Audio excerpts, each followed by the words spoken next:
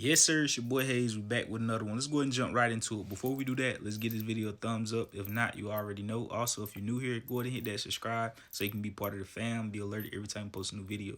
So let's go ahead and dive right into it. Not going to hold you. As we know, yesterday was a holiday, so we'll have a short week this week. I still posted the video, so that video rolled over until today. And basically, it came out to be a lot of a lot of volatility like I expected. I told you guys if SPY broke below that key level, what was going to happen.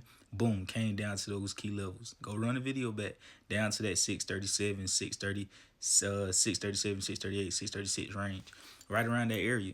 And I told you guys by the time the market opened, VIP, we was really just observing today because the move already happened. I hate when they do that. Whenever I know and see the move way ahead of time, but in the big moves that could turn 1,000 and 5, 6 grand, you know what I'm saying?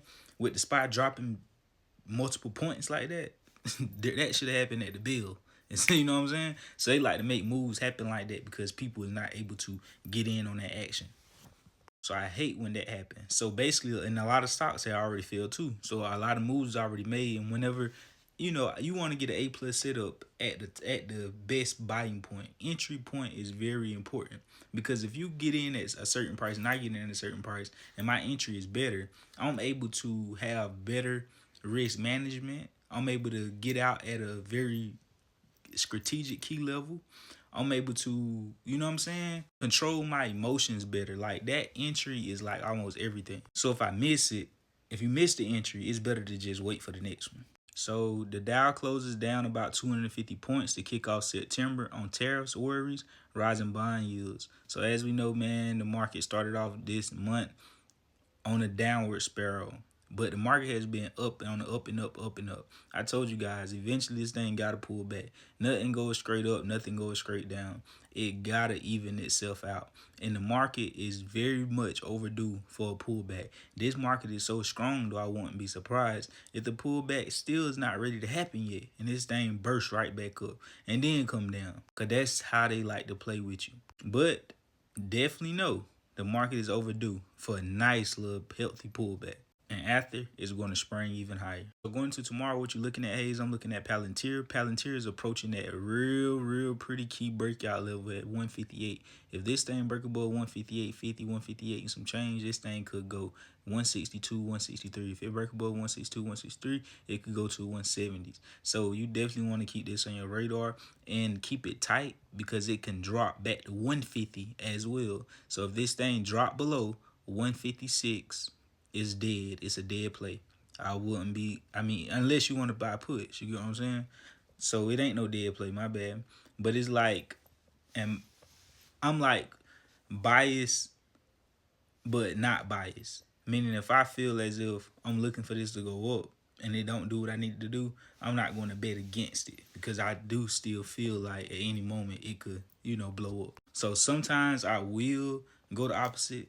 Say if I expect this to go up, but it goes down, I will buy puts. But sometimes it all depends on you and how you feel. Like the longer you involve yourself with trading, investing, and being around, you'll know for yourself, okay, do I want to play the opposite direction since it ain't do what I expect? You get what I'm saying? So I'm not telling you to do or not to do or what to do. I'm just letting you know what I'm doing. So no, this is not financial advice. Because you know and I know this market could go either way at any given time.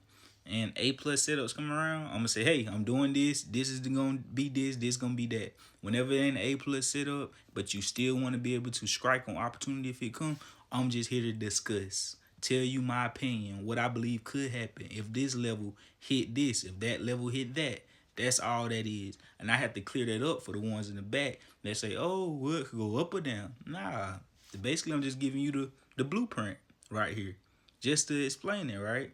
But some plays, whenever it's an A+, I'm going to say, hey, calls. I expect this to go up, this doing that. Simple as that. But when the market is in a mix of a lot of uncertainty, you don't want to be too biased yourself on one way. Like, oh, it just dipped. We good. We headed right back up from here. Calls tomorrow. And now, no worry in your head that this thing could drop like hell again. You get what I'm saying? So I just want you to have the right mindset, the right perspective, and to know where I'm coming from whenever I'm giving you my perspective on what's going on. Because I don't want to be one of the ones that come up here and be like, oh, I think it go up or I think it go down. Nah, that what the hell is you telling them? Nah, you get what I'm saying? So I'm very clear. A plus setups, I'm letting you know clear as day what I want, what I think it's doing. If it ain't a A plus setup and it's uncertainty, I'm letting you know the levels to look for if it goes up and the levels to look for if it wants to go down. 156 below, this bad boy could drop. Above 158 and some change, 158.50, 150, this thing could skyrocket. So that's what you need to look for. I'm also looking at Zescaler. I don't even know how to pronounce this company name. I seen they were reporting earnings. I seen that it had the potential to move up or down by $30, and it did exactly that in half hours. And I actually got calls. It's lucky though. If I make money on it, lucky play. You get what I'm saying? I just seen it. I was like, yeah, I think this will do that, and I went with it because we know earnings could go either way. So this right here it went up to 305 in the after hours. It say 291 on the charts, but I was watching it like a hawk. It went to 305, up $30 in the after hours to the upside. So tomorrow, hopefully, if it stay up, I want to see it open up at least 283, 285, or in the 290s. Hell, but because I'm already in it. But even if it open up near here, as long as it need to stay up above 278, 279, 280 for it to be bullish, drop below those levels, it's going to be bearish.